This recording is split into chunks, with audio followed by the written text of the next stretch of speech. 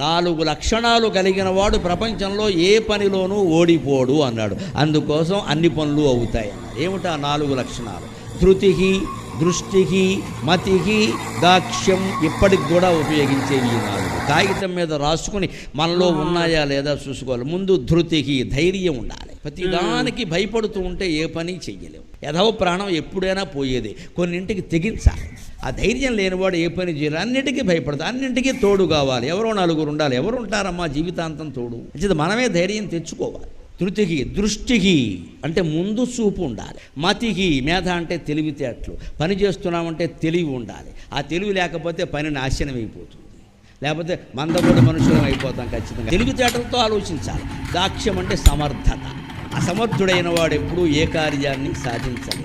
ధృతికి, దృష్టికి, మతికి, దాక్ష్యం ఈ 4 లక్షణాలు ఉంటే హనుమంతుళ్ళ మనం కూడా పనులు సాధిస్తాం.